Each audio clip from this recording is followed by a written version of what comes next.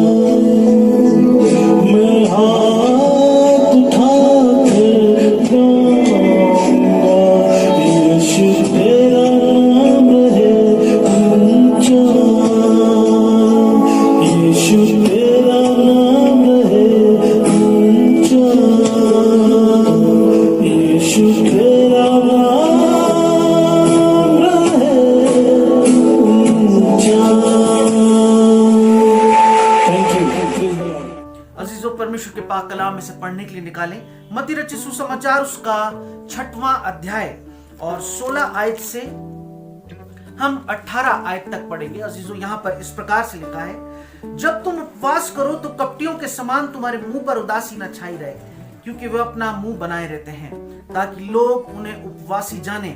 मैं तुमसे सच कहता हूं कि वे अपना प्रतिफल पा चुके। परंतु जब तू उपवास करे तो अपने सिर पर तेल मल और अपना मुंह धो, ताकि लोग नहीं परंतु तेरा पिता जो गुप्त में है तुझे उपवासी जाने। इस दिशा में तेरा पिता जो गुप्त में देखता है तुझे प्रतिफल देगा। परमेश्वर अपने पाक कलाम के पढ़े और सुने जाने पर आशीष दे, आमीन। अजीजों, परमेश्वर का पाक कलाम खरा है, सच्चा है। वो जीवनों में उतरकर जीवन को परिवर्तित करने का काम करता है। और आज हम जब उपवास हर वर्ष उपवास रखते हैं, उपवास के ये दिवस मनाते हैं, ये दिन हमारे जीवन में आते हैं। 40 दिन का सफर हमारे जीवन में हर वर्ष आता है, लेकिन ये 40 दिन का सफर आता है और हम इसको निकाल देते हैं और इसको व्यर्थ समझते हैं। लेकिन but actually these land days are the powerful days to change our lives. परमेश्वर का पाक कलाम हमें ये तकव्वत देता है, हमें सामर्थ्य देता है कि हम परमेश्वर की नजदीकी में अधिकाई से बढ़े। लेकिन ये 40 दिन हमारे जीवन में से ऐसे निकल जाते हैं जैसे हर बरोज ये दिन निकलता है, लेकिन हम इन 40 दिनों के महत्व को शायद अपने जीवन से खो देते हैं। अजीजों, 40 days are special in Bible. 40 days are special in the sight of God. I don't know why परमेश्वर 40 दिनों के सफर में अपने लोगों को बदलाव का मौका देता है। उसने सृष्टि तक को बदल दिया। आप याद करें उस वक्त को जब पहली बार पूरी पृथ्वी को नष्ट किया गया और 40 दिन का वो सफर जब नूह और उसका पूरा परिवार पानी के ऊपर था। 40 दिन और 40 रात तक बारिश होती रही और नूह के परिवार के जीवन में एक बदलाव आया, पूरी सृष्टि में एक बदलाव आया, चेंज आया। अजीजों, अगर हम बहुत सी जगहों पर अगर हम देखें परमेश्वर के पाक कलाम के अंदर, तो हम ये पाएंगे कि ये 40 दिन जो होते हैं, ये 40 दिन का समय जो है परमेश्वर की निगाह में मायने रखता है। अजीजों, 40 दिन का समय देने पर जब योना नबी वहां गया तो उसने निनवे नगर को पलट दिया। 40 दिन का समय देने पर निनवे नगर परिवर्तित हुआ। यीशु ने 40 दिन तक जंगल में परमेश्वर से सामर्थ्य प्राप्त करी। चेले यीशु के साथ 40 दिन तक रहे जी उठने के बाद, और वो 40 दिन तक यीशु उनके साथ साथ रहा और चेलों का जीवन आत्मविश्वास से और सामर्थ्य से परिवर्तित हुआ। अजीजों, सीने पर्वत पर 40 दिन तक रहने से मूसा का जीवन परिवर्तित हुआ। गिनती की पुस्तक में 13वां अध्याय 25वीं आयत, प्रतिज्ञा किए हुए देश में 40 दिन बिताने पर गुप्तचरों का जीवन परिवर्तित हुआ। गोलियत द्वारा 40 दिन की चेतावनी से दाऊद के जीवन में परिवर्तन आया। अजीजों, मात्र एक समय के भोजन से खुदा ने एलिया को 40 दिन के लिए सामर्थ्य प्रदान करके परिवर्तित किया। ये 40 दिन का सफर, इसको हम गंभीरता से लें। ये मजाक नहीं है। ये 40 दिन का सफर जो उपवास का समय है, ये बहुत खास होता है अजीजों। और जो भी अध्याय आपके सामने पढ़ा गया, मत्ती रचित सुसमाचार उसका 6वां अध्याय हमें स्पष्ट सिखाता है कि उपवास कैसे रखें, और प्रभु यीशु मसीह ने हमको बता दिया कि हम उपवास कैसे रखें। अजीजों, उपवास का सही मायने प्रभु यीशु मसीह हमें सिखा कर गए थे। जब तुम उपवास करो तो कपटियों के समान तुम्हारे मुंह पर उदासी ना छाई रहे, क्योंकि वो अपना मुंह बनाए रहते हैं ताकि लोग, परमेश्वर नहीं, लोग उन्हें उपवासी जाने। हमें लोगों को दिखाने के लिए उपवास नहीं रखना है। 40 वर्ष तक इजराइल कौम जंगल में भटकती रही और उन्होंने उपवास का जीवन जिया। उपवास के जीवन में ना उन्हें अच्छा पानी, ना अच्छा खाना, ना अच्छा रहन सहन। परमेश्वर ने उन्हें जीवन व्यतीत करने के लिए, सर्वाइवल करने के लिए वो उनके साथ साथ बना रहा। हम बात करते हैं उपवास की। परमेश्वर ने अपने लोगों को हमेशा अपने साथ संगति करने के लिए ऊपर पहाड़ पर बुलाया। एलिया को परमेश्वर ने होरेब पर्वत पर ऊपर बुलाया। मूसा को अपने साथ संगति करने के लिए परमेश्वर ने ऊपर पहाड़ पर बुलाया। एलिया को ऊपर पहाड़, प्रभु यीशु मसीह जब प्रार्थना करने जाते थे तो पहाड़ पर ऊपर चढ़कर हर रोज जैतून पर्वत पर प्रार्थना किया करते थे।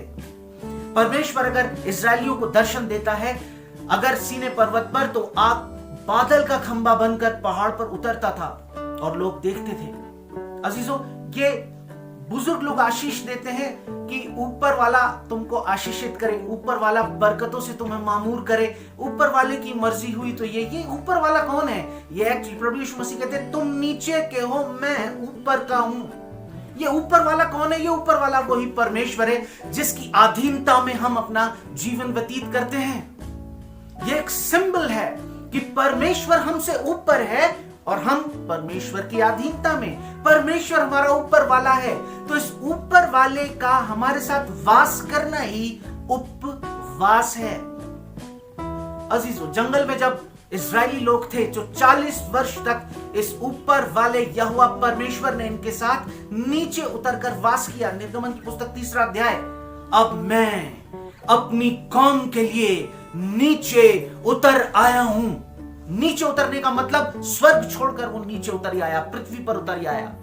ऊपर वाले का हमारे साथ वास करना ही उपवास है। अगर उपवास का मतलब परमेश्वर का हमारे साथ वास करना है, तो क्या हम परमेश्वर के साथ संगति करने के लिए परमेश्वर को मौका दे रहे हैं अपने जीवन में या नहीं? क्या हम परमेश्वर के साथ हर रोज संगति करते हैं या नहीं? क्योंकि उपवास का मतलब है फेलोशिप विद द लॉर्ड। उपवास का मतलब है परमेश्वर के साथ संगति करना।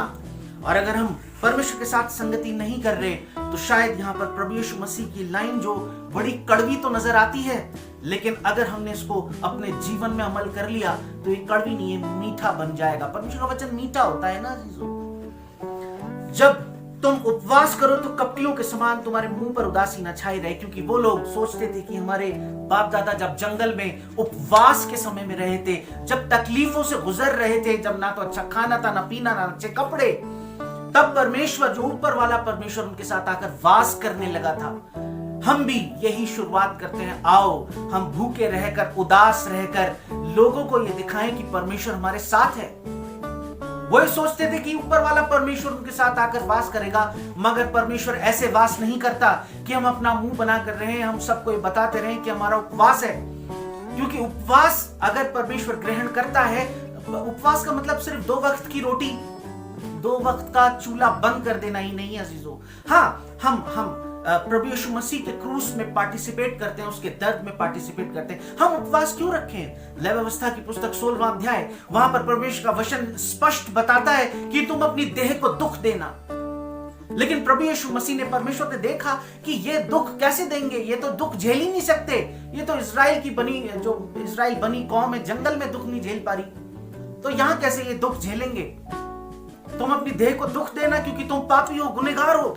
तब प्रभु यीशु मसीह खुद परमेश्वर उतर कर आया और उसने क्रूस पर अपनी जान दी, वो दुख झेला, वो दर्द झेला। लेकिन फिर भी हम उपवास रखते हैं, क्योंकि यीशु के पास जब चेले आए, फरीसियों के चेले तो कहने लगे, यूहन्ना के चेले तो बराबर उपवास रखते हैं, तेरे चेले नहीं रखते। तब यीशु कहते हैं, अभी परमेश्वर उनके साथ वास कर रहा है ना, अभी दूल्हा उनके साथ है। जब दूल्हा उनसे अलग किया जाएगा, तब वो उपवास रखेंगे, वो भूखे और प्यासे रहकर दुआ और प्रार्थना करेंगे, ताकि वो परमेश्वर के साथ, मेरे साथ संगति कर सकें, पवित्र आत्मा के साथ संगति कर सकें। ऊपर वाले का साथ हमारे साथ वास करना ही उपवास है अजीजों। इजरायली ये सोचते थे कि उनके बाप दादा भूखे और प्यासे रहे, हम भी ऐसे ही अगर भूखे प्यासे रहकर, तो परमेश्वर हमारे साथ वास करेगा। लेकिन परमेश्वर हमारे अंदर के जीवन को जांचता है। उपवासी जीवन, मुख के शब्दों पर उपवास रखना कि हम कुछ गलत तो नहीं बोल रहे। उपवासी जीवन किसी की सहायता करना। उपवासी जीवन वो भूख में तड़पते, वो हजारों करोड़ों लोग जो भूख से तड़प रहे हैं, मर रहे हैं, 2 वक्त की रोटी को ना खाकर, 2 वक्त के चूल्हे को बंद करके, हम अपनी भूख के दर्द को परमेश्वर के सम्मुख ये दुआ करके कि प्रभु वो भी भूखा है, उनकी भूख में पार्टिसिपेट करते हैं। एक चर्च को जरूरी है, एक मसीही जीवन को जरूरी है कि उपवास के समय वो किसी एक भूखे व्यक्ति को खाना खिलाए, किसी भूखे जन को वो खाना खिलाए, उसका पेट भरे। This is the fasting. क्या है फास्टिंग? प्रभु यीशु मसीह के क्रूस के दर्द में पार्टिसिपेट करना। उसने हमें बाध्य नहीं किया कि हम उपवास रखें, दर्द झेलें, कि वो क्रूस पर दर्द सह चुका। मैंने तुमसे नहीं कहा कि तुम भूखे रहो, मैंने तुमसे नहीं कहा तुम प्यासे रहो, मैंने तुमसे नहीं कहा कि तुम उपवास रखो। ये हमारा समर्पण है। जब दूल्हा अलग किया जाएगा, तब चेले उपवास करेंगे, हम चेले हैं। हम उपवास करते हैं, उपवास की सामर्थ को प्रभु यीशु मसीह ने दिखाया। गुरु, हम सारे दिन इस दुष्ट आत्मा को निकालने में लगे रहे, लेकिन हमसे निकली नहीं। क्यों नहीं निकली हमसे? तुम्हारे अविश्वास के कारण, तुम्हारे अविश्वास के कारण से ही नहीं निकली। लेकिन फिर भी अगर यह जाति निकलनी होती तो वो उपवास की प्रार्थना से निकाली जा सकती थी, क्योंकि उपवास की प्रार्थना की ताकत प्रभु यीशु मसीह समझाना चाहते थे चेले को। अगर उपवास रखकर किसी बात के लिए प्रार्थना कर दी तो तख्ते उलट जाते हैं। आज कितने मसीही लोग अपनी परेशानियों को, जो कौम पर पड़ती है, अपनी परेशानियों को, जो बीमारियां हैं, तकलीफें हैं, घरों में समस्या है, वो अधमरा सांप जो मसीही लोगों को डसता है, जिसको क्रूस पर, जिसकी रीढ़ की हड्डी प्रभु यीशु मसीह ने तोड़ दी, उसको आज मसीही लोग अपने घरों से उठाकर नहीं फेंक पाते। क्यों? क्योंकि उपवास की ताकत को आज मसीही जीवनों ने नहीं समझा। Try to understand the power of fasting in your Christian life. Fasting changes the situations of your life. That is what Jesus wants to say. यहां पर यीशु यही सिखाना चाहते हैं। वो लोगों को दिखाने के लिए उपवास रखते थे। लोगों को दिखाने के लिए उपवास नहीं रखा जाता कि ये 40 दिन हमारे जीवन में आए और अब निकल जाए। नहीं, मैं तुमसे सच कहता हूं कि वो अपना प्रतिफल पा चुके। प्रतिफल पाने के लिए उपवास नहीं रखा जाता, अभिषेक पाने के लिए उपवास रखा जाता है, ताकि हम परिस्थितियों को एक प्रभावशाली मसीह बनकर बदलने की कुवत रख सकें। पर जब तू उपवास करे तो अपने सिर पर तेल मलना का मतलब यहां पे सिंबलाइजेशन है अभिषेक से भर जाना। दाऊद कहता है कि मेरा कटोरा उस तेल से उमड़ रहा है। जब सैमुएल ने अभिषेक किया शाऊल का, दाऊद का, तो उसके सिर पर तेल उंडेल दिया। वो क्या था? वो अभिषेक था। वो परमेश्वर की सामर्थ हमारे जीवन में उतरे, उसके साथ संगति करके अपने सिर पर तेल मलने। मुंह धोने का मतलब अपने मुख के वचनों को, जो हम बोल रहे हैं, जो बातचीत कर रहे हैं, वो एक दूसरे को चोट ना पहुंचाए, आघात ना पहुंचाए, बल्कि आशीष वचन देकर दूसरों की सहायता करें, मदद करें, उनकी हौसला अफजाई करें। ये उपवास है। लोग नहीं, परंतु जो तेरा गुप्त में तुझे देखता है, तुझे उपवासी जाने। इस दशा में तेरा पिता जो गुप्त में तुझे देखता है, तुझे प्रतिफल देगा। कौन सा प्रतिफल? अभिषेक का प्रतिफल, सामर्थ का प्रतिफल। एक प्रभावशाली मसीही जो कलीसिया में उन्नति का कारण बनता है, जो जीवनों को परिवर्तित करने का वसीला बनता है। That is the power of fasting. Fasting एक बड़ा विषय है। जो समय हमें दिया गया, हमने उस विषय में थोड़ा फास्टिंग को समझा। ये एक गहरा विषय है। बाइबल फास्टिंग के विषय में गहराई से बताती है। कभी वक्त मिला तो फास्टिंग के विषय में और अधिकाई से बात करेंगे। परमेश्वर आप सबको आशीष दे। God bless you all. प्रार्थना करें। सर्वशक्तिमान प्रभु, आपकी कलीसिया, आपके लोगों के बीच में जो वचन पहुंचाए, हर घर और हर जीवन में, हर दिल में ये घर कर गया है। प्यारे पिता परमेश्वर, इसको आप 100 गुना तक फलवंत करें। ये वचन पैवस्त होकर आशीष का कारण बने। हमें प्रार्थना यीशु मसीह के नाम में होकर मांग लेते हैं। आमीन। God bless you all. Praise the Lord.